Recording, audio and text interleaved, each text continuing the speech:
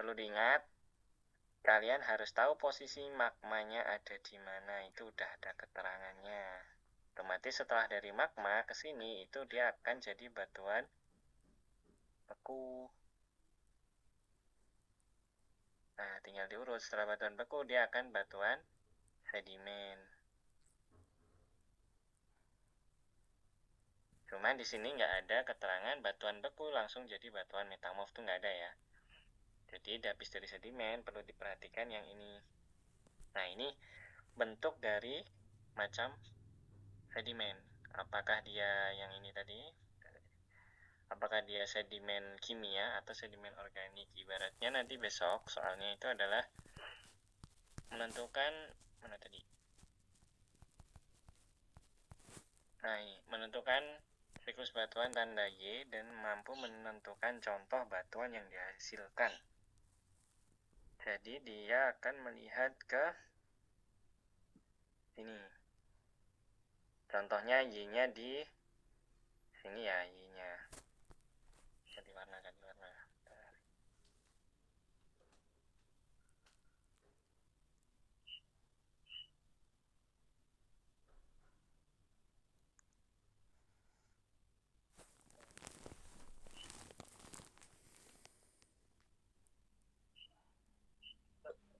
Nah, itu.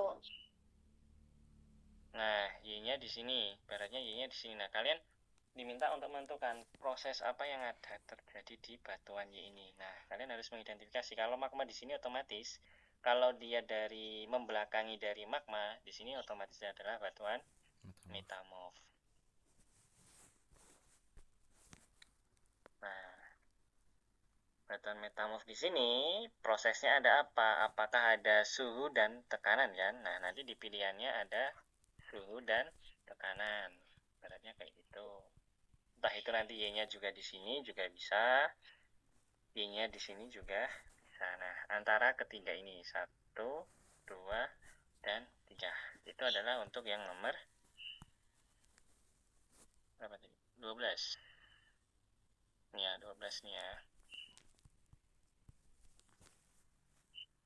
12. Sedangkan yang nomor 13 itu nanti kalian diminta untuk menyebutkan contoh jenis batuannya. Contohnya ibaratnya di mana nih gambarnya? Tadi. Nah, misal Z-nya itu ada di sini. Sini ada logo Z. Nah, ini adalah contoh jadi batuan beku hasilnya. Jadi hasil dari batuan beku itu seperti apa? Ada tuh 3 jenis kan, ada batuan beku dalam, lorok atau gang, kemudian ada batuan beku luar. Nah, bebas saja nanti kalau nggak diminta, karena nggak diminta mana bagian beku dalam, korok dan luar, jadi bebas. Seingat kalian batuan bekunya yang apa? Itu ya, jadi jangan bingung. Itu untuk yang nomor 13. Nah, dari semua kisi-kisi ini, ada yang masih bingung atau ditanyakan? Terus, yang kalau belum ini perlu perhatian itu adalah yang nih, besok biar nggak bingung.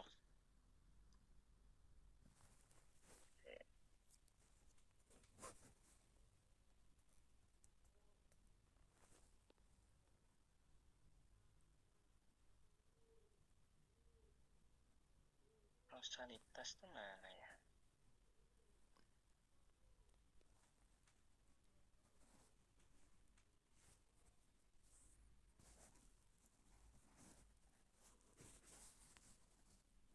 Nah ini, nomor 26. Bentar ya, saya stop share screen dulu.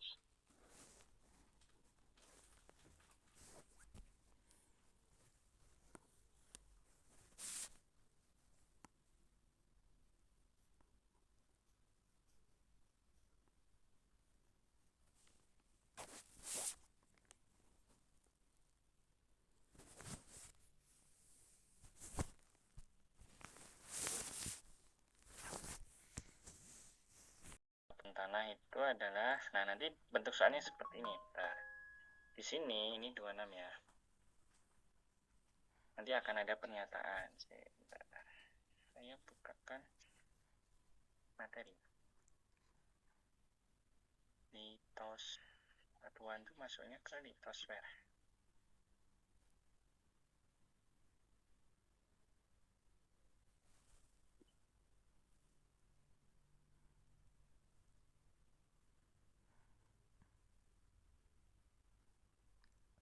Litosfer ini.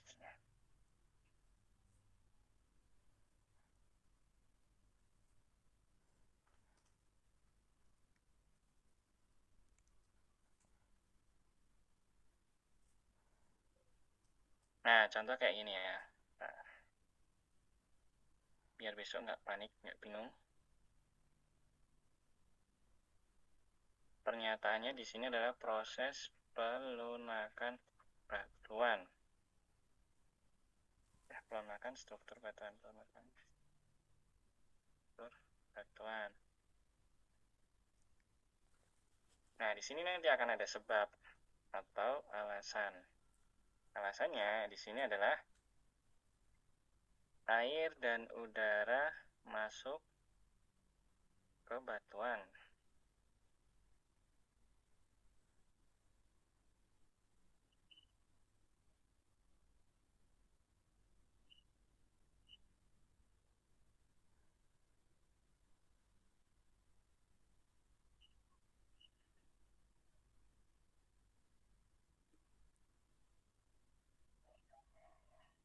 Nah, besok akan ada soal yang seperti ini.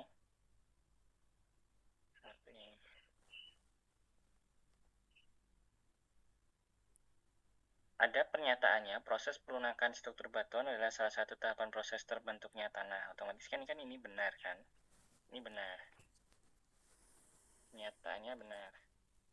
Sebab dan alasannya, air dan udara masuk ke batuan. Ini kan penyebab dari proses pelunakan struktur batuan. Ini juga benar. Maka, di sini kalian akan menjawab yang benar itu adalah jawaban yang A.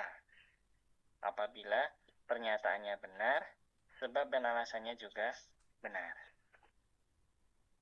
Nanti apabila di sini ada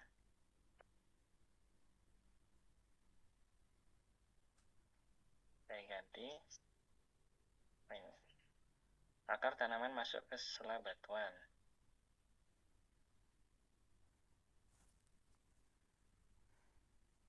Nah, ini juga benar.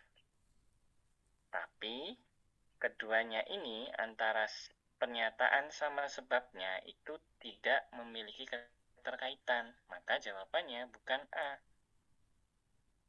Tapi jawabannya adalah B. Bisa dimengerti untuk soal yang bentuknya seperti ini? Kalau ada yang bingung, silakan tanya. Nah, semisal nih, bagaimana dengan apabila nanti jawabannya C, Pak? C ini adalah pernyataannya benar. Ketika ini yang tadi itu saya ganti, udara dan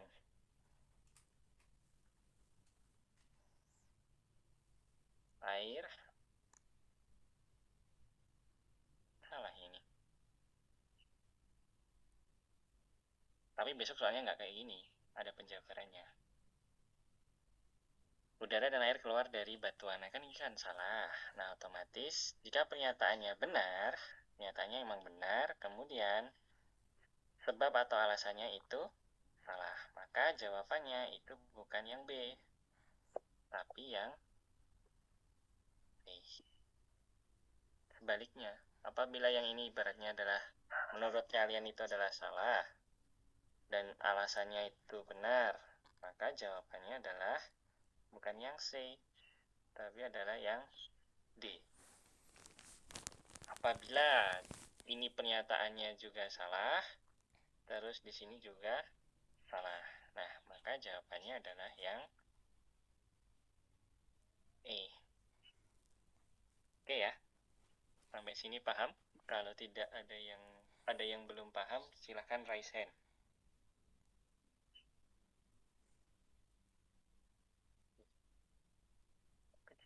Pak, nun sewu Pak, tadi yang jawabannya B itu gimana Pak? Nah, ini searching saya kemana ini? Saya salah lihat. Yang B ya? Iya Pak. Matur. Jika pernyataan benar, ini kan udah benar ya, pernyataannya benar. Alasannya benar, ini juga benar. Nah, Punya uang 10.000 enggak? ini saya ganti akar tanaman masuk.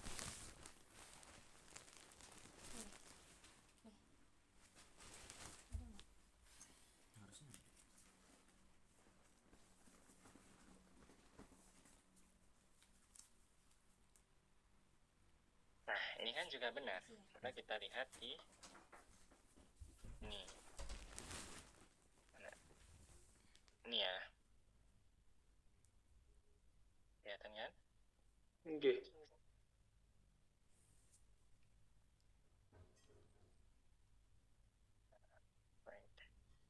Nah, ini untuk yang apabila jawabannya B.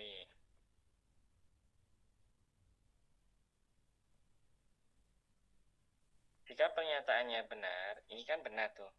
Proses pelan makan batuan itu adalah salah satu tahapan proses terbentuknya tanah. Kan benar kan? Di sini ada merupakan proses pembentukan tanah. Ini benar pernyataannya. Alasannya benar. Alasannya benar di sini itu secara teori benar.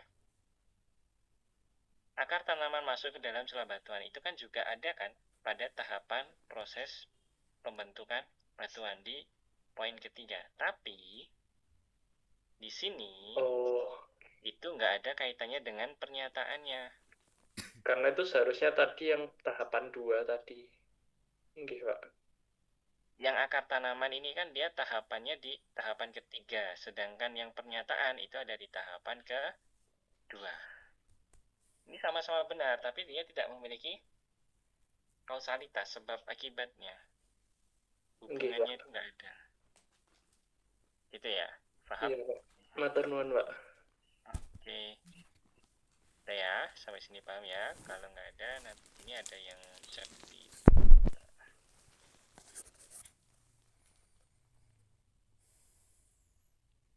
Pak, buat jenis batuan tadi apakah boleh diulang? Jenis batuan ya, ada rel ya, bentar. Jenis batuan ini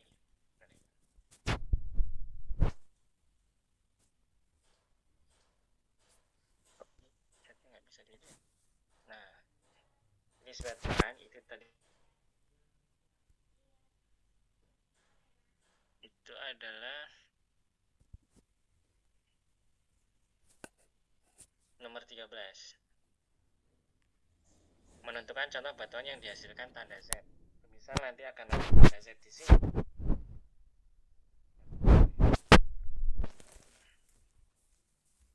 Z di sini. Nah, ini kalian harus tahu ini prosesnya batuan apa. Kalau magmanya di sini, otomatis setelah dia magma keluar akan jadi batuan beku kan? Keluar di sini bukan keluar dari dalam bumi ya, maksudnya di diagram ini kan dia prosesnya keluar. Nah, ini kan akan jadi batuan beku. Entah ini batuan bekunya apa? Apakah itu korok atau gang atau dalam atau luar. Nah, nanti silahkan dipilih aja. Misal nanti ada ABC-nya contoh batuan gang atau apa itu gabung ya, gang sama luar. Itu juga ada nanti misal. Nah, itu boleh dipilih, jangan bingung. Pak, ini yang si A ini batuannya korok, sedangkan dan B itu dia batuannya luar. Kan ini berbeda, Pak. Tapi kan dia masih dalam satuan jenis batuan beku. Aduh. Nah, nanti semisal Z-nya ada di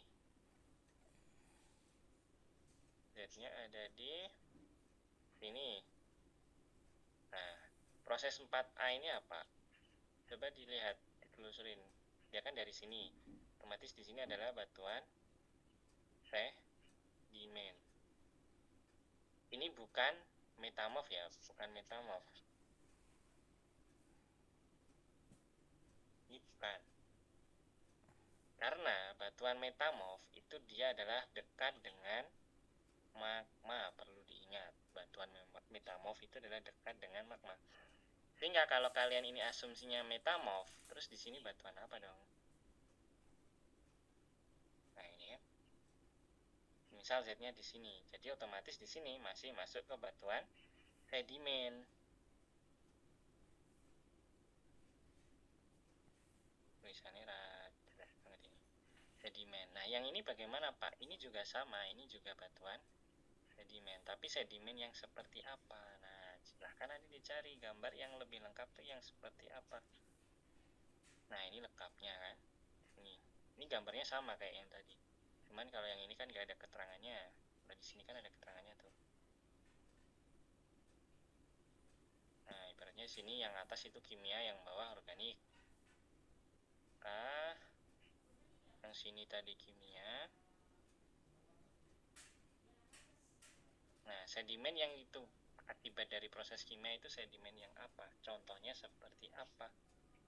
Nanti A dan B, C dan D. Ini A, B, C, D ini nama-nama batuannya ya. Jadi kalian harus hafal dan ingat jenis batuan dari ini. Nggak usah dihafalin semua. Di situ nanti diminta 2 kayaknya. Ya 2. Jadi di sini kimia itu contohnya apa, organik itu juga apa. Nanti yang sedimen di sini, kalau posisinya Z-nya itu ada di sini, nah ini bebas kalian. Entah itu sedimen kimia, sedimen organik, itu benar. Tapi kalau Z-nya ada di sini antara ini dan ini, nah perlu kalian waspadai apakah dia masuknya ke sedimen kimia atau sedimen organik ini tadi. Nah, organik ini. Itu ya, kalau di sini misal Z-nya di sini kan cuma batuan beku, nah bebas. Beku di sini kalian tahu, oh ini di misal di pilihannya ini A ya. Opsi A itu ada batuan A dan B. Kalian ingat, A ini batu beku dalam. Ini batuan beku luar. Meskipun mereka posisinya berbeda, tapi masih dalam satu kesatuan batuan beku. Itu masih diperbolehkan karena kolomnya di sini itu adalah hanya satu bulatan. Beda kayak yang ini tadi. Itu ya, untuk Darel sudah paham, Darel?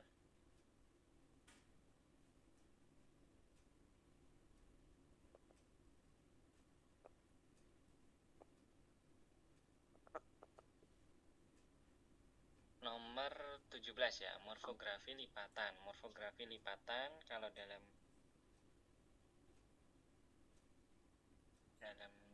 kedokteran itu adalah anatominya. Apa ini? 17.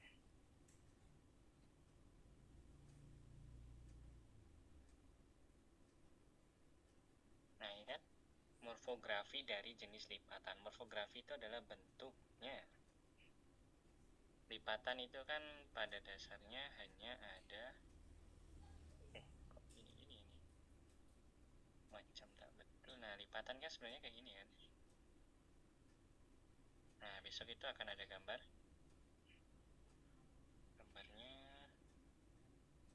Mana ini gantinya?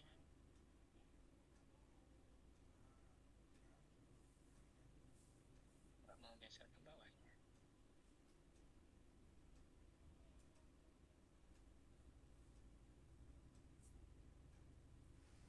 Besok itu nanti akan ada gambar seperti ini. Duh, kok elek jauh.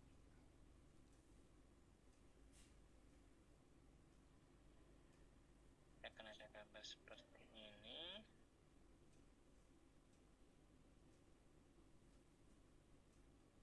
Ini garis.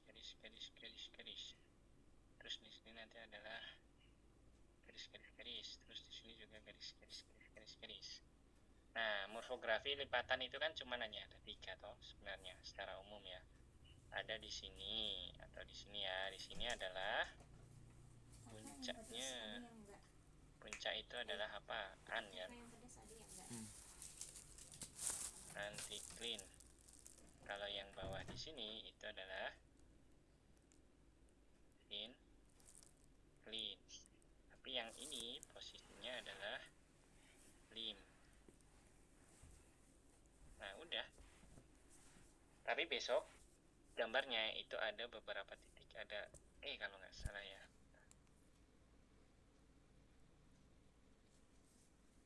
Ingat saya itu ada kalau nggak salah ya, itu di sini beratnya A, di sini B, di sini C, di sini D, di sini juga E. Nah, misal ada soal di mana letak antiklinalnya. Nah, itu adalah yang mana? Posisinya adalah huruf yang ditunjukkan oleh huruf B. Udah, cari aja abjad yang opsi yang dia menunjukkan hurufnya B. Gitu. Itu ya Kanza dari 10.2. Mungkin dari yang lain ada yang masih dibingungkan terkait kisi-kisi? Pak, izin bertanya. Ya, Naura, gimana Naura? Nomor 3, Pak. Yes. Membedakan pandangan filsafat itu, cuman ini mau memastikan ya, Pak. Pandangan filsafat itu yang ontologi, epistemologi, sama aksiologi bukan, Pak? Bukan. Pandangan filsafat itu adalah Posibilisme. yes, betul. Oke. Coba search aja di sini. Pandangan geografi filsafat.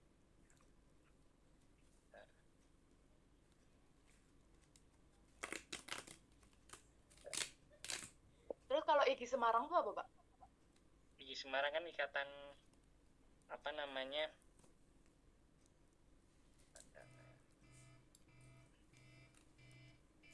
IGI Semarang itu kan ikatan geografi Indonesia ya. Oh, Nah, gitu. Oh, saya salah struktur tulisannya ini. Pandangan filsafat maksudnya ada dua, posibilisme sama determinisme. Nah, besok akan ada deskripsi bla bla bla bla bla.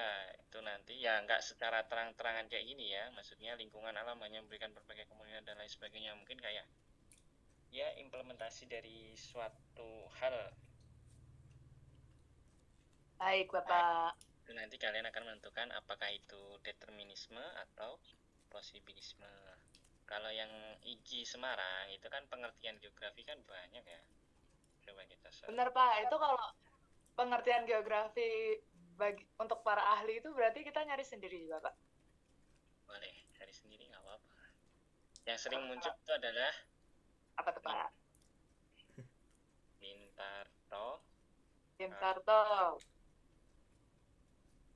Saya lupa tulisannya Twitter itu gimana ya? Twitter Immanuel kan, dan IGI Semarang. Nah ini tulisannya Twitter. Nah 4 ini aja udah. Ingat-ingat Ya, Pak. Kalau yang IGI Semarang itu kan di PPT ada ya. Benar, Pak. Tinggal kalian cari yang ini aja. Bintarto, Twitter, sama Immanuel Kant. Pengertian dari ketiga ini, siapa tahu itu ada dari yang ini, dari ketiga ini, atau bahkan yang IGI Semarang itu. Itu ya, Naura. Oke, makasih, Pak. Yoi, sama-sama. Ada yang lain? Pak. Itu yang nggak bahas kisi-kisi itu di 10.1 sama 10.7 ya kayaknya. Ini Pak mau nanya. Ya, boleh. BBA ini siapa? Aku nggak ingat suara soalnya. Izin nanya. Ini yang nomor 9, yang nomor 11, siswa mampu menganalisis lapisan utama bumi menurut ilmuwan. Nah, itu kan nanti mungkin soalnya bakalan memuat tentang lapisan bumi kayak inti bumi yang di luar inti dalam kan, Pak.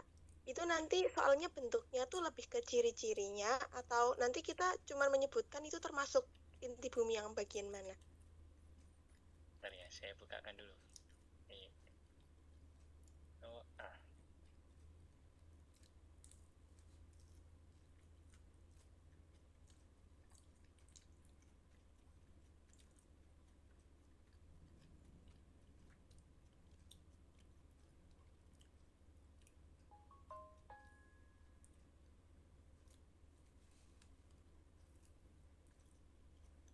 tadi 11 ya.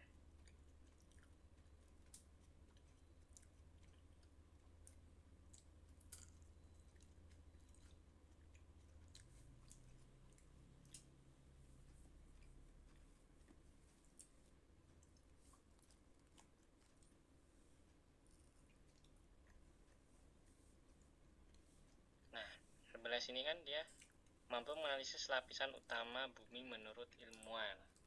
Kalau menurut ilmuwan kan hanya ini toh, yang pernah link saya share itu. Jadi besok itu adalah ada kayak studi kasus itu. Kan gempa itu kan dia akan membawa dampak positif sama negatif kan. Ya, soalnya hampir mirip dengan UTS nomor 1 ya itu. Waktu itu kan kalian cuman itu kan diminta untuk menganalisisnya kan, bagaimana prosesnya kok bisa tahu. Tapi di sini nanti kalian akan diminta untuk menyebutkan lapisan utama yang berdasarkan ilmuwan. Di situ ada namanya, ilmuwannya siapa.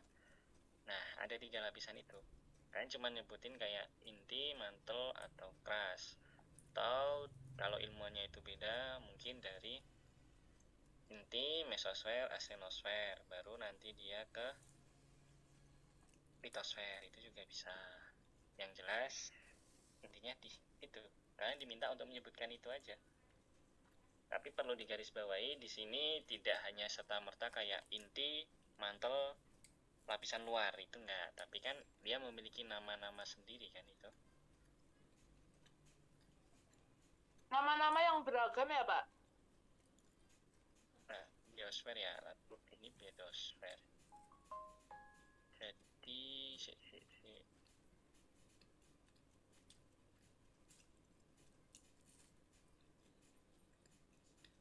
litosfer.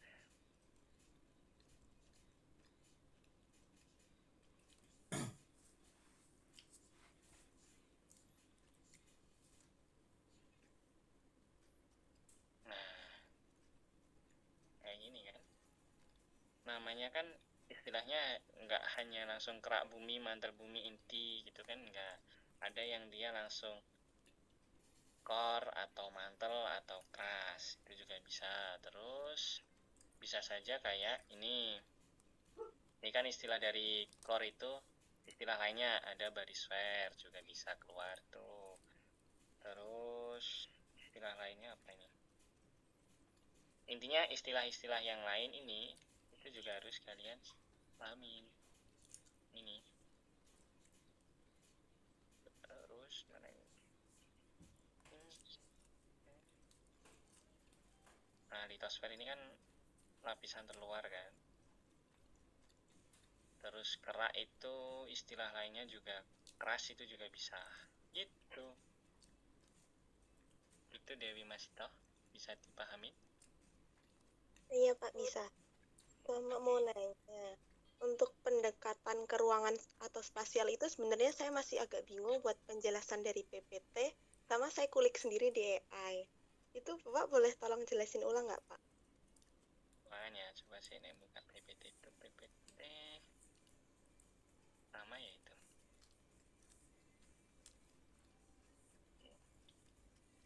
Pengetahuan dasar.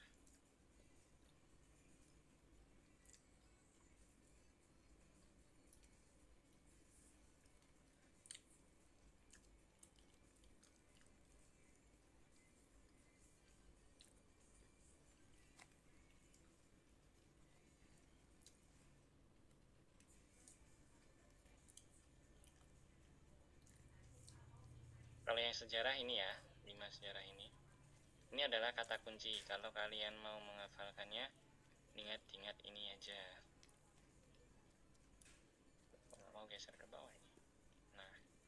Yang ilmu bantu geografi ini ada banyak, ada 11. Salah satunya nanti akan keluar dari sini, dari sebelah sini.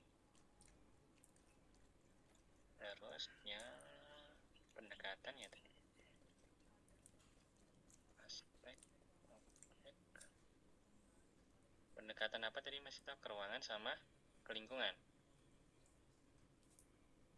Ya, pendekatan yang spasial ke ruangan. Ruangan itu intinya dia disebabkan oleh alam. Ibaratnya kayak yang terjadi bencana sekarang itu di Sumatera itu. Wih, bentar, baterai saya habis.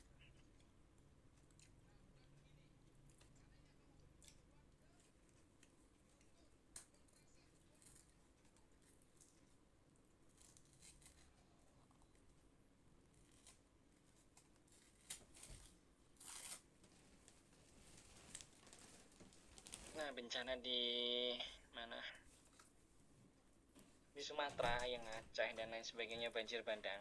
Itu kalau dia tidak ada kerusakan alam, pure karena hujan, terus penampang sungainya itu debit volumenya tidak mumpuni, nah, itu kan emang faktor alamnya kan. Nah, kalau faktor alamnya ya disebabkan oleh alam itu sendiri, sehingga dia merasuknya ke pendekatan ke ruangan. Beda lagi dengan pendekatan, kalau nggak mau ke bawah ini PPT saya. Nah, pendekatan ke lingkungan di sini itu adalah disebabkan karena perilaku manusia yang awalnya itu kan yang di mana, di Aceh itu kan banyak terbukti kayu-kayu terbawa banjir bandang kan itu. Nah, itu kan pasti ada campur tangan manusia penyebab dari bencananya itu. Nah, itu maksudnya ke pendekatan ke lingkungan. Ibaratnya cara berita itu mendefinisikan bahwa banjir yang terjadi di Aceh itu karena eksploitasi hutan atau deforestasi atau karena pertambangan. Nah, sudah jelas itu pendekatannya ke lingkungan, karena campur tangan manusia di situ yang akan menyebabkan. Kecuali beda lagi kalau suatu berita itu menyebutkan kalau banjir bandang di Jakarta itu disebabkan karena hujan secara terus-menerus terjadi selama seminggu, sehingga debit sungai itu nggak bisa menampung derasnya air hujan. Nah, itu pure pendekatan ke ruangan, spasialnya yang bermain. Tapi faktanya kalau banjir bandang di Aceh itu sekarang lagi viral itu ya, yang repost foto itu, dimana perlu perhatian bahwa bencana banjir itu bukan karena air hujannya saja, tapi karena ada kerusakan habit atau kerusakan hutan. Nah, itu masuknya ke pendekatan kompleks wilayah, gabungan antara hujan itu sendiri sama kerusakan alam yang terjadi.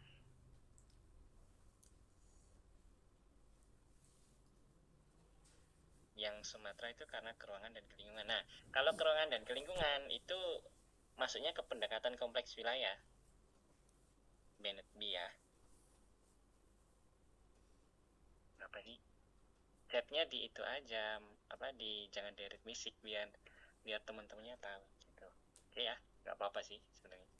Jadi kalau yang bencana di Aceh, di Tapanuli, Sibolga itu masuknya ke pendekatan kompleks wilayah, karena kebanyakan berita sekarang kan menyebutkan karena kerusakan alam kan.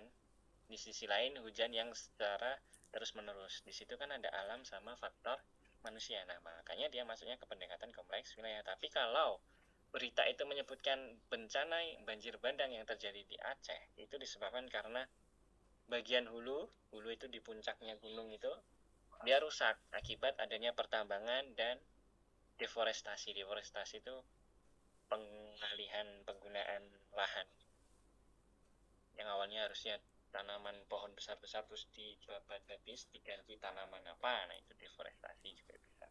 Nah, itu maksudnya pendekatan lingkungan. Di situ ada faktor manusia yang mempengaruhi. Beda lagi kalau yang Jakarta itu hujan secara terus-menerus 3-4 hari, sehingga entah ini airnya kemana. Nah, itu kan masuknya ke ke ruangan yang disebabkan oleh alam itu sendiri yang bermain. Tuh. Oke ya, paham ya. Terus ini ada chat lagi nih. Nomor 18.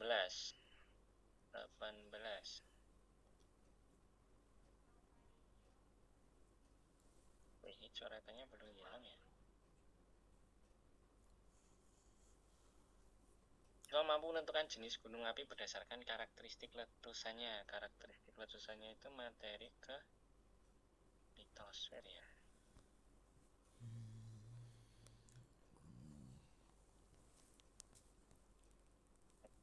Aja nih. Ini yang itu. Vulkanisme. Tuh. Oh ini nggak keluar ya besok. Yang jenis lipatan berdasarkan sumbu lipatannya ini nggak keluar, jadi nggak usah dipelajarin. Yang keluar tuh yang ini loh, morfografi tadi ya, Hansa tadi. Gunung ya, jenis gunung. Menurut saya Pak, dia nggak keluar apa Pak? Yang nggak keluar ini. Nah ini nggak keluar ini. Jenis lipatan berdasarkan sumbu lipatannya ini nggak keluar. Jadi nggak usah dipelajarin.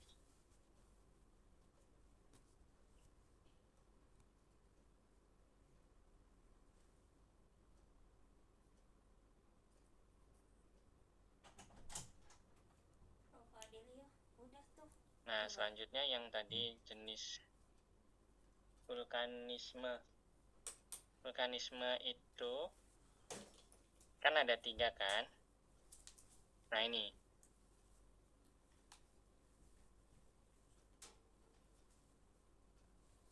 ada 3 jenis gunung api. Besok kalian akan diminta kayak ini, contohnya gimana ya. Contoh soalnya kayak gini. Ini seingat saya ya, soalnya itu adalah nomor 18. Pernyataan di bawah Lagi zoom. di bawah ini.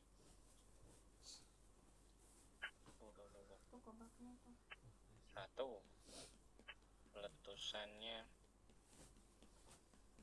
eksplosif, terus tekanan tinggi, terus 14 orang. ada Satu angkatan. 3, ada 4, dan ada Geografi. 5. Nah, berdasarkan Kalau ini gurunya pernyataan di atas yang menunjukkan karakteristik dari gunung api Mar itu nomor berapa? A1, 2 dan 3, B itu 2, 3 dan 4 dan seterusnya gitu. Ini ya Eva, nomor 18 itu seperti ini bentuk soalnya. Paham?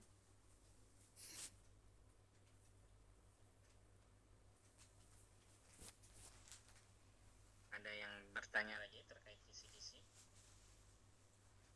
Maaf Pak, tadi kan saya telat. Nah, untuk yang nomor 12 tuh saya masih belum paham Pak. Benar. Soalnya kayaknya kesepil-sepil deh. Nomor 12 ya? Iya Pak.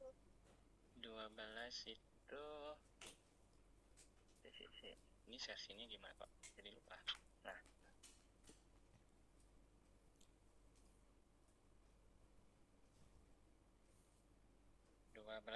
dua belas itu siklus batuan ya, siklus batuan. Udah hilang nih gambar yang ini.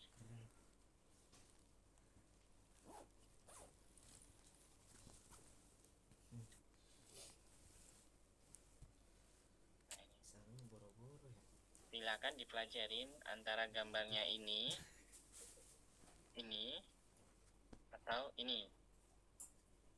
Tapi kayaknya sama ya ini sama ini tuh. Ya sama. Tuh ini aja wis. Ini penjabarannya ini.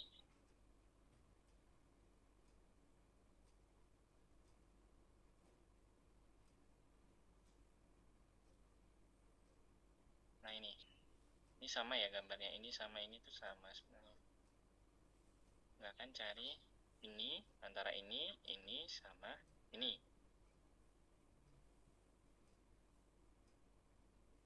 Nah intinya nomor 12 itu adalah mana ini? Menjelaskan proses yang terjadi pada siklus batuan. Kalau merujuk pada PPT yang jenis batuan ini, itu kan secara umum seperti ini toh. Nah ini toh. Kuncinya itu garis besarnya kalian harus tahu di mana posisi magmanya. Nah, kalau udah tahu, apabila diimplementasikan dalam bentuk hal apapun itu sama aja.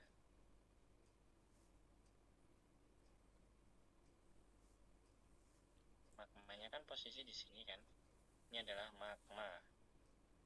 Ketika itu magmanya keluar, dalam artian bukan keluar pada prosesnya ya, tapi keluar dari diagram ini. Nomor berapa? 9. 9 itu pendekatan nih. Apa ya tadi nomor berapa ya? Yang benar. Pengertian geografi menurut para ahli. Lapisan bumi Bapak maksudnya nomor 11. Oh, nomor 11. Oh, ini sama ini pertanyaannya sama kayak Mia. Mia. Yes, betul. Ada hukumnya. Ini soalnya kayak itu loh, apa namanya? UTS nomor 1, masih ingat nggak? Lupa. Ya kan? Nah, itu yang itu ada kaitannya dengan gelombang P sama gelombang S. Nah, itu lapisannya apa aja? Disuruh nyebutin aja lapisan utamanya apa sih sebenarnya tuh.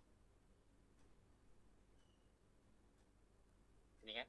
Siswa mampu menganalisis lapisan utama bumi menurut ilmuwan. Ilmuwannya siapa ini? Kan hanya ada satu yang tahu tuh. Lapisan utama sebelum dia turun-turun tuh. Kan pertama kali ada satu ilmuwan yang dia menemukan lapisan bumi itu cuma hanya ada 3 bla bla bla tuh. Nah silakan aja dicari. Nah kalian diminta untuk menyebutkan itu, tapi perlu digarisbawahi bahwa istilahnya itu tidak langsung serta merta langsung kayak inti lapisan tengah dan lapisan terluar. Nah itu kan lapisan inti itu ada istilah lain. Bisa saja kayak munculnya ya, bukan kayak inti, lapisan tengah, lapisan luar, tapi bisa saja munculnya adalah barisfer, mantel, kemudian crust, itu juga bisa. Atau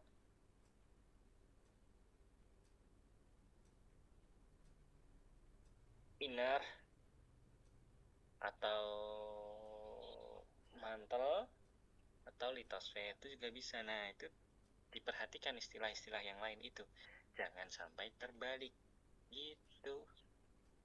Itu ya, Ya, tadi Bapak. yang berapa ya, nomor 11 tadi. Mia sama boleh nanya ilmuannya nggak Pak? Kayaknya pernah saya share deh itu di grup itu. Coba linknya kalau masih ada ya. Search aja di ini, nanti akan muncul dia, bentar ya. Oke. Nih, bagaimana cara manusia mengetahui lapisan bumi? Ya, tapi konsepnya sama. Saya tinggal di suatu wilayah. Setelah saya amatin, ternyata masyarakatnya itu bisa menanam padi terus-menerus dengan perencanaan awal musim tanam yang baik dan produksi tinggi bila panen musim kemarau. Nah, dia akan masuk ke tipe apa? Itu ada tipe B1. Udah kayak gitu. Jadi bla bla bla bla bla bla, dia masuknya ke apa? Misal di sini A ya. A itu adalah A1. B di sini adalah B1. C di sini adalah C1. D di sini adalah D1 di sini adalah D2. Nah, misal ada kasus tanam padi dapat sekali dan palawija 2 kali setahun. Nah, otomatis kan dia jawabannya adalah yang C gitu deh. Ini untuk yang Alderman tadi ya. Siapa tadi BBBA itu? Saya nggak Oh iya ingat Pak, oh iya Pak. kalau yang suaranya itu. Terima kasih Pak, terima kasih Pak. Oke, sama-sama. Ada yang bertanya lagi? Berarti yang Alderman tuh kita ngitung juga atau kita cuma ngertiin yang A1, A2 lalalanya itu? Tidak ngitung. Cuman itu tadi ada cerita, ibaratnya Kanza nih. Kanza sedang ke Dieng mengamatin masyarakatnya. Pola tanamnya itu adalah setahun di Dieng itu hanya dapat 1 kali tanam padi, dan penanaman palawija kedua harus berhati-hati jangan jatuh pada bulan kering. Nah, itu adalah merujuk pada ini kan.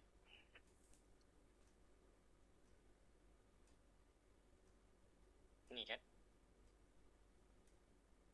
Nah, nanti kan diminta yang ini. Oke, Opsi terima kasih Pak. C1, D1, D2 dan lain sebagainya. Pilih aja yang mana. Kayak gitu. Oke, HCL. Silakan.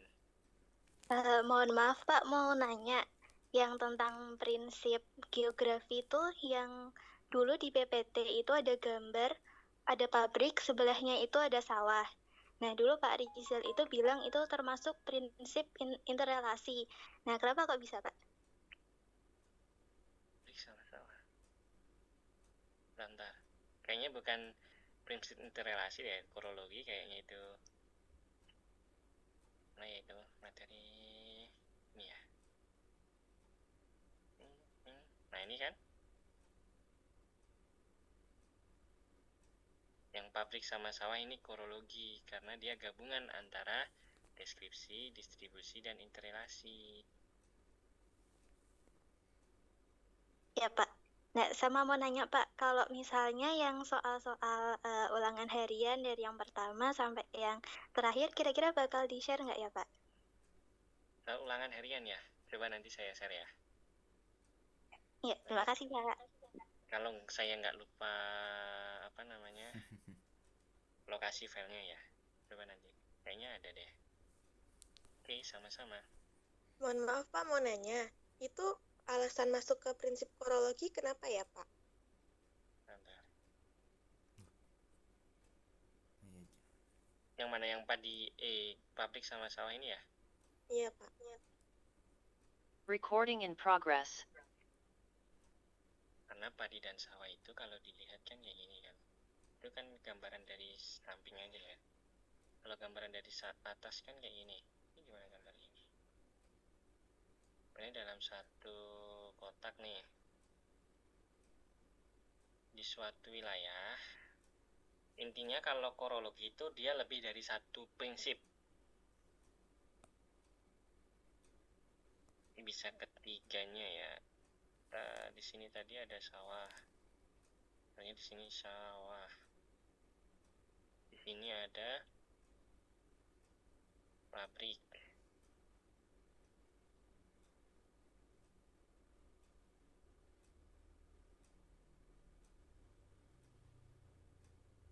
Terus di sini ada pemukiman. Kalau dilihat dari atas kan gini kan.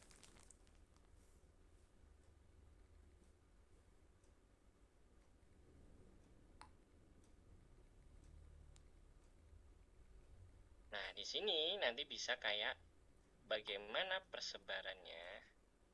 Kenapa kok di sini bagian yang sini ini udah 2 prinsip ada udah bisa penjabarannya. Penjabaran itu bisa tabel, grafik, dan tulisan atau hubungan sebab akibat.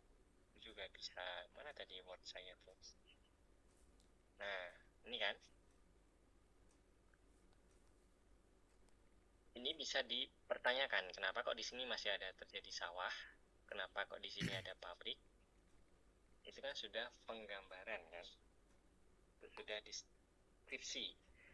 Nah, interrelasinya mungkin karena di sini sudah berpotensi terhadap pusat dari perekonomian. Sedangkan yang di sini itu lahannya masih bagus untuk proses penanaman. Sehingga di sini kan sudah pakai prinsip interrelasi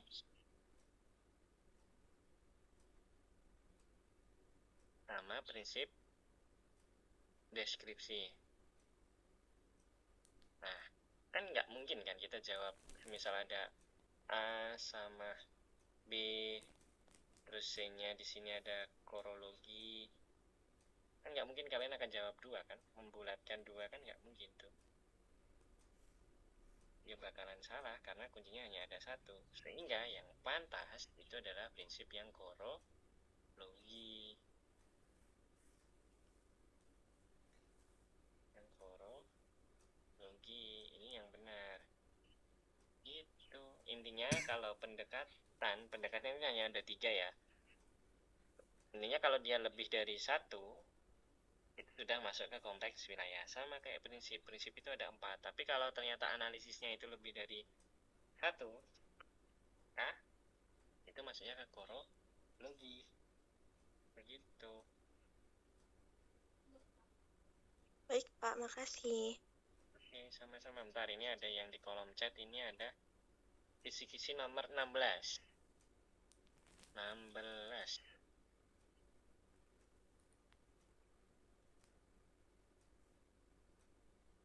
Siswa mampu menemukan contoh hasil dari pergerakan lempeng. Pergerakan lempeng ini kan dia ada divergen, konvergen, sama transform. Itu materi mana ya ini?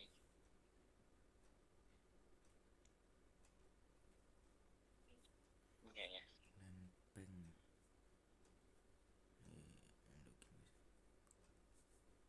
Nah ini kan terkait dengan teori continental drift atau apungan benua. Nah ini kan ada divergen, transform, sama konvergen. Searching aja contoh bentukan. Kalau ini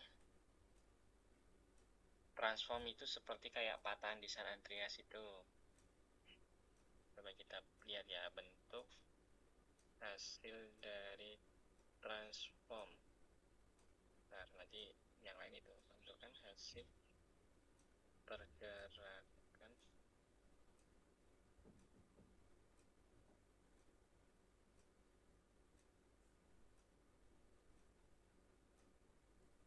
Nah ini kan udah nih contohnya ini.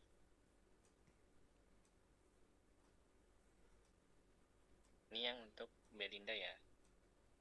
Berapa ini? Ya, nomor 16. Yudeliva Belinda Putri dari 10.4 ya. 10.4 atau yang 10.5 ini ya. Ini ada namanya kembar. 10.4 kayaknya ini Yudeliva ini. Nah, semisal nanti di situ diminta contoh bentukan dari lempeng konvergen. Nah ini palung laut, pegunungan, itu ya untuk yang Belinda Putri. Pak Rizal, Ya, mau tanya, itu tuh cuma kayak palung laut, pegunungan, gunung berapi, atau dia langsung contoh langsung kayak tadi San Andreas kayak gitu? langsung contoh. Jadi bukan hasilnya ya, tapi contoh fakta realnya. Ibaratnya kalau konvergen itu nanti bisa muncul palung Mariana di samudra mana, kemudian nanti kayak yang transform tadi kayak patahan ya. Nah, divergen ya tadi, divergen atau transform tadi. Nah, itu di mana langsung kayak gitu. Begitu. Ada gambarnya atau enggak, Pak? Tidak ada. Gambarnya hanya ada berapa ya? Gambarnya itu yang ada ya, itu yang lupa nomor berapa aja ya. Saya bukakan soalnya.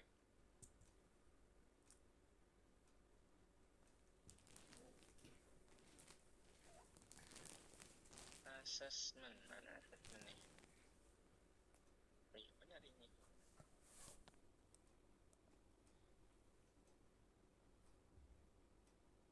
Yang ada gambarnya itu nomor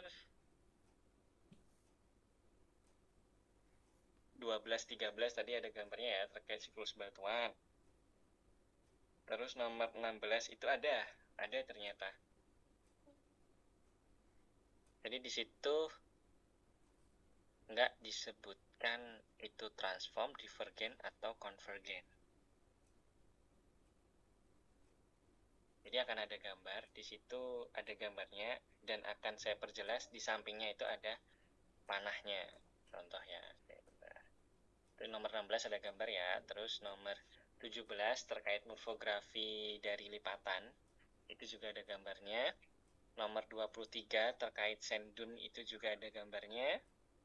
Nomor 29 itu juga ada gambarnya. 29 itu terkait suhu udara di Kaliurang. Terus di nomor 37 itu ada gambarnya.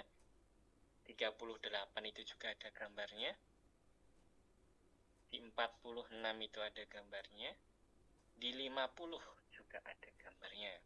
Yang saya ragu terhadap gambar yang besok itu nggak jelas itu adalah nomor 37. 37 itu adalah berkaitan dengan gambar siklus hidrologi. Tapi di situ sudah saya kasih kata kunci di sampingnya. Di soalnya udah ada kata kunci. Jadi besok kalaupun gambarnya tidak jelas, sudah pasti bisa menjawab karena di sampingnya sudah ada kata kuncinya. Itu.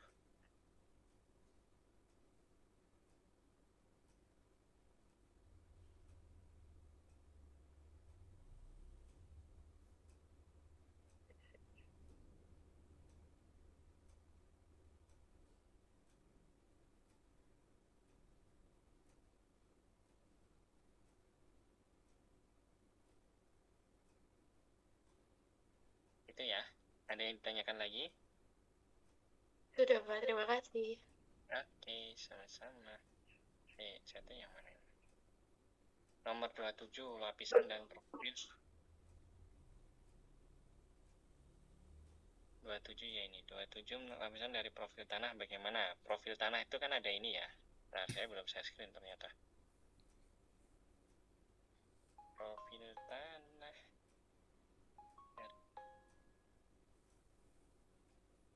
Profil tanah itu PPT yang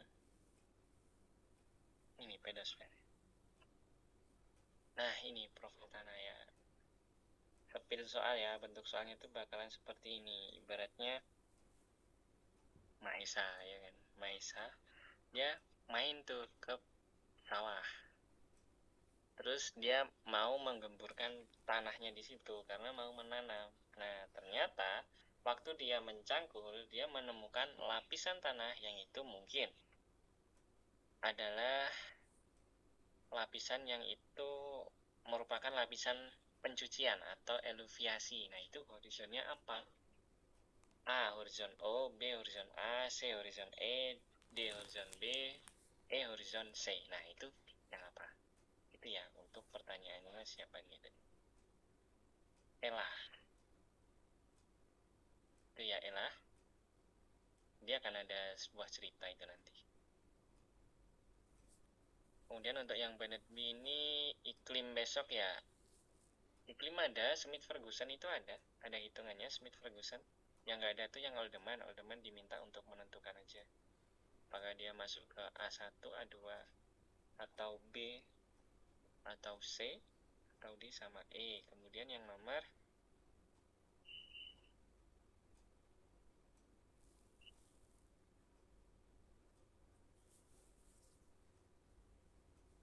23 Dewi Masita ya, Dewi Masita 23. 23.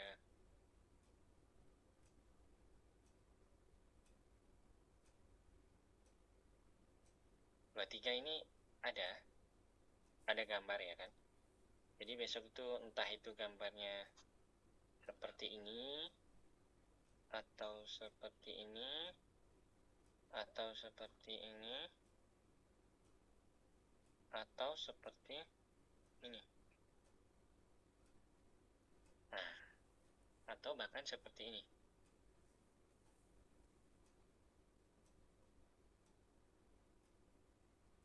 untuk yang nomor 2, 3.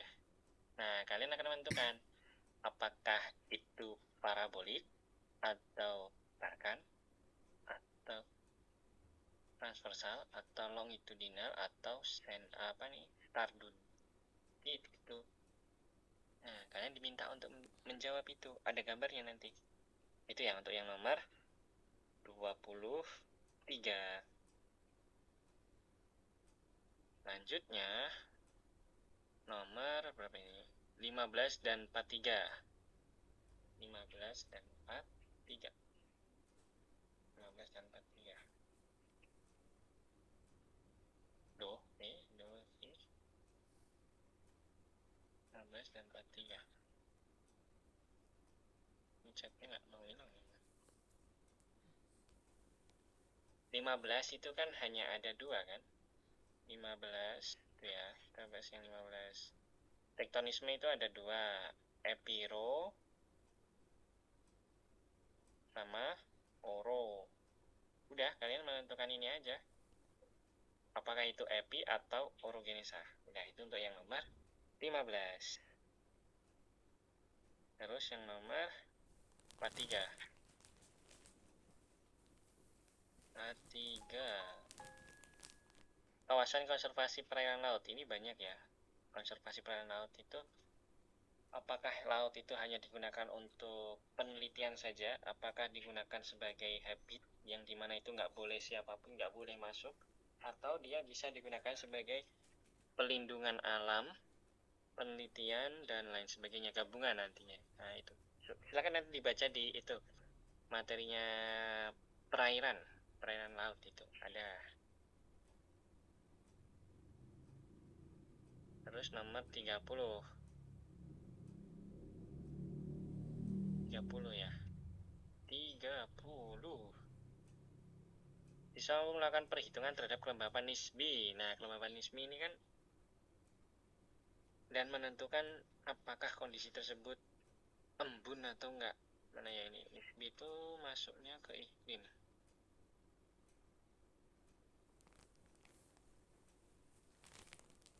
Nah, ini kayaknya.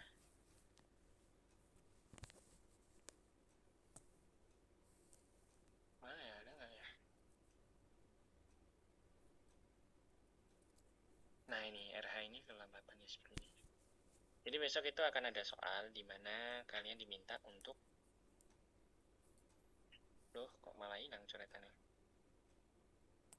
Ini ya, akan ada soal seperti ini. Keadaan udara di mana di Semarang ibaratnya 27 derajat mengandung 18. Artinya adalah 18 ini itu adalah kandungan dari 27 derajat.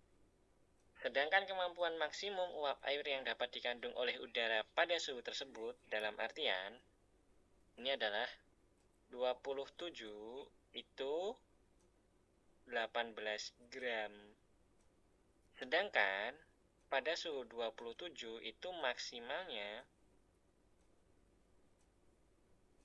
itu dapat mengandung 20 gram. Ibaratnya suatu botol aqua, botol itu ya, bisa mampu menampung 1 liter dalam bentuk seperti itu. Tapi faktanya dalam botol itu isinya hanya setengah liter. Nah, kalian menentukan apakah air di dalam aqua itu luber atau enggak. Nah, kasusnya pada kelembapan di sini itu adalah kalau kita ibaratkan ini ada bejana ya. Dia itu memiliki suhu 27 derajat Celcius. Selanjutnya, kondisi di sini mengandung uap air 18 gram. Tapi kalau dia full mentok sampai sini ya, sampai full sini itu adalah 20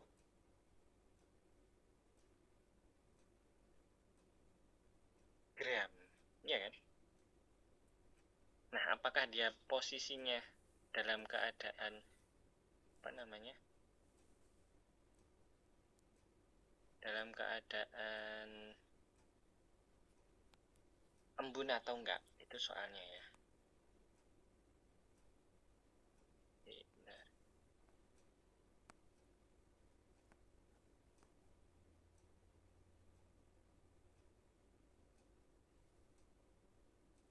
Udah, aku pencet apa ini?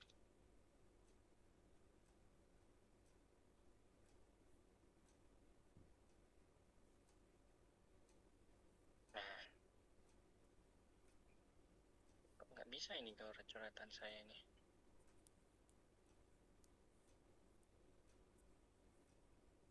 Nah, ini kan dia bertanya, apakah posisinya di Semarang ini sudah lembab atau enggak? Ini kita hitung pakai rumus yang ini. Lembaban mutlaknya berapa tadi? 18 kan? Faktanya adalah 18. Dibagi dengan 20, dikalikan dengan 100. Ketemunya adalah 90%. Perlu diingat, terjadinya embun itu ketika posisinya ini adalah 100%. Ini kan 20 gram ini apabila dia 100 duduk 100%. Iya kan? Nah, namun di sini ternyata hitungan kalian adalah 90%. Ini kan belum memenuhi dari 20 gram. Maka di sini adalah di situ nanti akan ada soal semisal aduh A 90%, koma ya di sini apakah itu terjadi embun atau enggak. Misal yang B itu 90%, koma tidak. Gitu untuk yang nomor ini. Nomor berapa ini tadi? 30 ya. Untuk Akas. Kemudian yang nomor Faliha. Kalau hujan itu masuknya objek material hidrosfer atau atmosfer. Hujan itu masuknya ke hidrosfer ya, karena di situ ada siklus hidrologi. Kalau atmosfer itu lebih ke lapisan kayak itulah apa namanya, stratosfer, troposfer itu. Itu untuk yang Faliha. Kemudian dijelaskan ulang Mister yang menghitungnya. Saya masih kurang paham yang Ferguson. Smith-Ferguson ya. Smith-Ferguson itu kalian hitung aja yang Smith-Ferguson itu sini ya.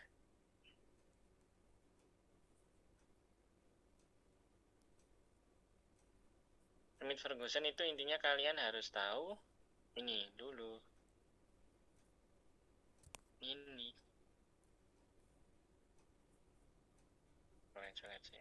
Ini ya, kalian harus ingat ini dulu. Yang dipentingkan adalah bulan basah sama bulan kering, ya kan? Dengan bulan basah itu 100, lebih dari 100, bulan kering itu kurang dari 60. Sehingga kalau kita lihat di soalnya ini, tadi syaratnya adalah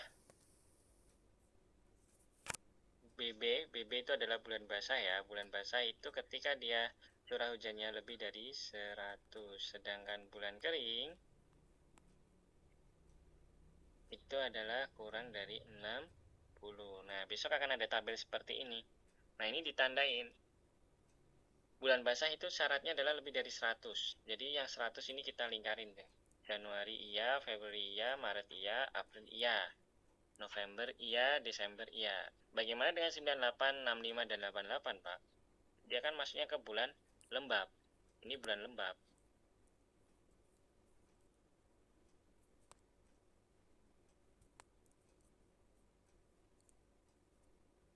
Dan lembab itu nggak diperlukan. Sedangkan yang bulan kering itu dibutuhkan. Bulan kering kan dia harus kurang dari 60. 60 itu yang ini. Juli, Agustus, September. Bulan basahnya ada berapa? Ada 6 kan? 1, 2, 3, 4, 5, 6. Ini adalah bulan basahnya ada 6. Bulan keringnya ada berapa? Bulan keringnya hanya ada 1, 2, 3. Bulan keringnya bulan kering. Ping, ping, ping. Bulan keringnya itu ada 3. Maka masukkan ke rumus yang tadi. Masukkan rumus yang ini juga boleh atau yang ini juga boleh. Yang membedakan adalah pengkalinya 100. Gitu ya. Tinggal masukkan. Nah, ketemu di sini kalau dikalikan 100 tuh angkanya baik. Tapi kalau yang nggak dikalikan 100 itu adalah pecahan desimal. Itu ya. Sehingga kalau kalian udah ketemu hasilnya ini, masukkan ke konversi ini. Apabila kalian kalikan 100 itu masuk ke yang tabel ungu, tapi kalau nggak dikalikan 100 itu masuk ke tabel yang kuning. Itu. Oke ya. Aman ya untuk siapa tadi? Udah direkam kan ini? Udah kayaknya. Itu untuk yang Bennett B. Pak tolong jelaskan nomor 1. 41 ya Rafael. Nah, 41. Mana 1?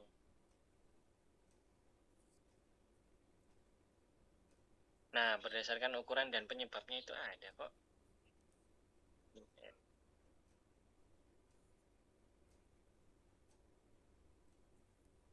Bentar kok, saya lupa materinya di mana.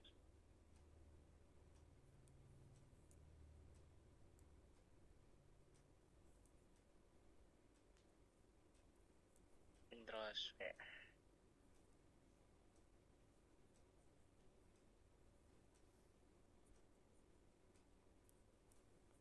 Nanti sampai jam 5:10 ya. Saya belum sholat soalnya. Hidrosfer. Gelombang gimana tadi? 41 ya. 41 itu gelombang ya. Atau apa sih? Jenis dari gelombang laut berdasarkan ukuran dan penyebabnya. Ini tipe gelombang. Nah, ukuran dan penyebabnya itu yang ini loh. Siapa? Rafael. Ada 4 gelombang. Nah, besok itu akan ada soal cerita. Yang perlu ingat itu adalah ini. Durasinya berapa? Ya, periodenya berapa? Periode ini sampai sekian berapa? Kalau pasang surut sudah tahu kan deskripsinya seperti apa gelombang pasang surut. Dia ada akibatnya karena gravitasi bulan. Yang jelas ini diingat-ingat nih. Bedakan ini periodenya.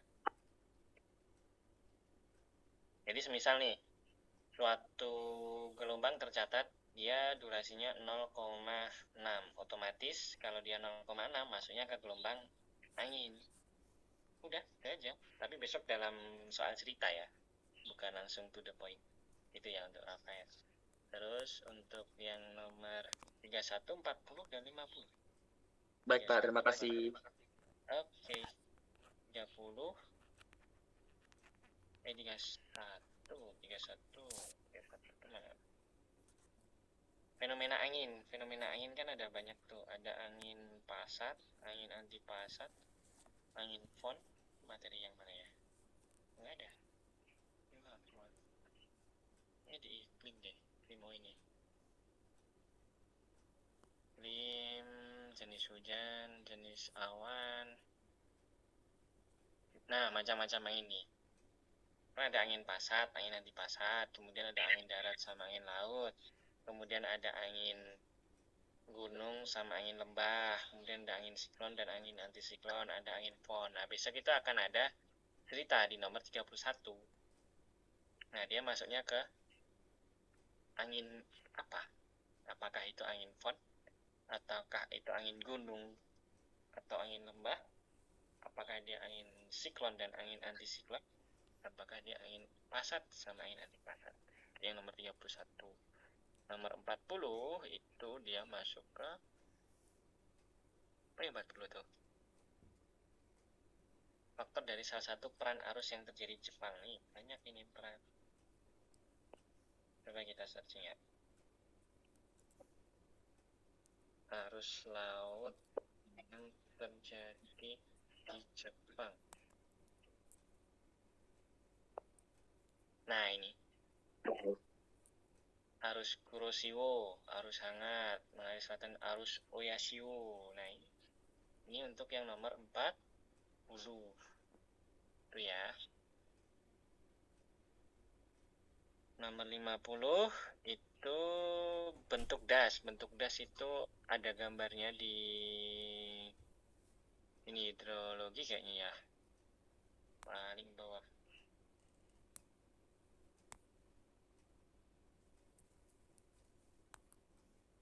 Nah, das itu kan yang ini kan. Nah, diingat-ingat aja gambarnya. Besok akan ada gambar. Wih, malah nutup kan. Gambar. Apakah dia akan muncul yang ini? Yang ini? Yang ini? Atau yang ini? Udah antara tiga ini. Itu untuk yang nomor 50. Nomor 40 udah ya, nomor 40. Kemudian 19 dan 21. 19, 21. Ya udah ya tadi.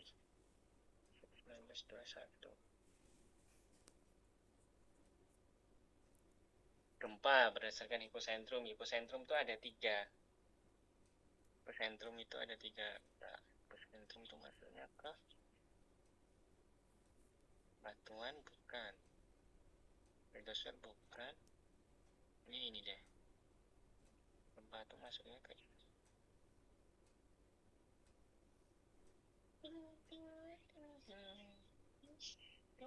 nah, ini hipocentrum kan ada 3 toh. Apakah dia dangkal, menengah, atau dalam? Jadi misal ada cerita terjadi gempa di suatu wilayah X itu dengan kedalaman atau tercatat hipocentrumnya 89 km. Nah, ini masuk ke gempa apa? Gempa dangkal kan? Udah itu aja sebenarnya. Cuman besok dalam bentuk cerita. Kemudian 21. Selanjutnya 21E 21 kita temukan jarak epicentrum. Jarak epicentrum itu adalah ini sekunder dikurangin primer ya kan, dikurung dulu terus dikurangin 1. Ini yang harus hati-hati ya. Nanti baru dikali dengan 1000 km. Ini untuk yang nomor 21. Yang perlu kalian ingat itu kalau sudah dikurangin sekunder sama primer itu harus dikurangin 1 dulu. Baru nanti dikalikan 1000. Itu ya untuk yang nomor 21. Terus untuk objek material dan objek formal apakah boleh dibahas? Objek material itu adalah objek yang berkaitan dengan geosfer ya, apapun itu. Jadi ibaratnya akan ada penjelasan objek yang itu mendefinisikan bla bla bla bla, itu maksudnya ke objek apa? Apakah objek material sama objek formal. Kalau objek formal itu adalah sudut pandang kita untuk melihat suatu fenomena. Ada 5W1H ya kan? Nah, dari 5W1H itu akan turun menjadi beberapa pendekatan. Itu yang objek formal. Tapi kalau yang objek material itu berkaitan dengan geosfer. Geosfer itu kan ada 5, ada litosfer, hidrosfer, atmosfer, biosfer, antroposfer. Nah, itu adalah objek material. Nomor 28, ciri-ciri dari suatu lapisan atmosfer gimana? 28 itu si 28 ya.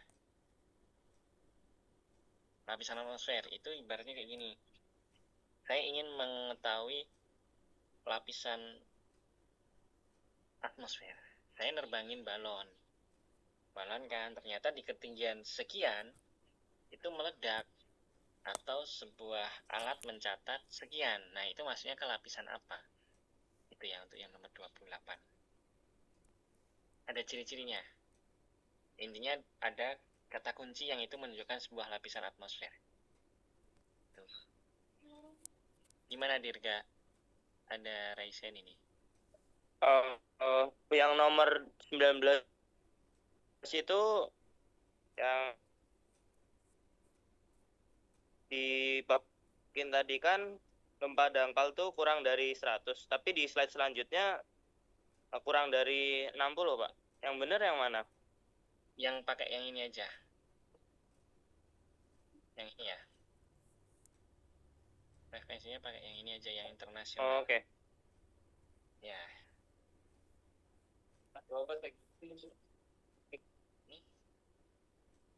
Terus selanjutnya nomor 22.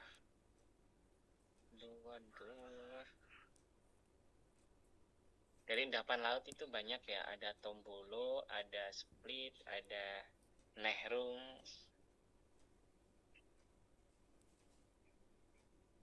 Nah, itu nanti masuknya ke apa?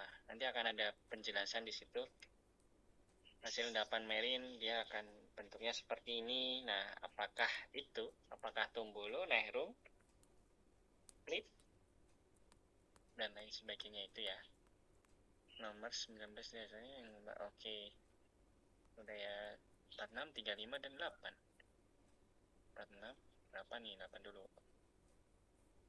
Dengan objek studi geografi. Objek tadi kan ada formal sama material tadi. Nah, pengertian dari keduanya ini aja. Apa bedanya? 35. Mana 35 nih? Awan unik. Nah, ini silakan nanti dibaca-baca, nanti akan ada sebuah cerita kayaknya ya. Sebuah cerita yang menunjukkan ciri-ciri dari suatu awan unik. Nah, itu maksudnya ke awan apa?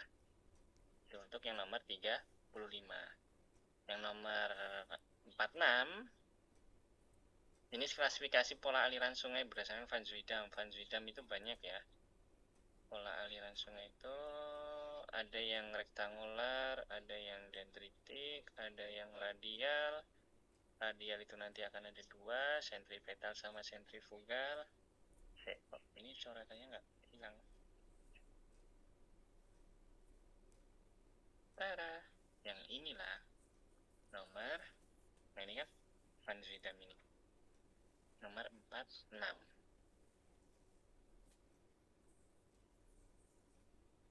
Nomor 22 ya. 22 itu batuan sedimen itu ya, Pak. 22. 22 yang mana ya? Bukan, 22 bukan yang batuan. 22 itu yang endapan laut. Endapan laut itu bentuk lahannya. Nah, mana ya? Laut itu masuk ke tektonisme, tenaga eksogen yang ini, yang banyak ini stepnya.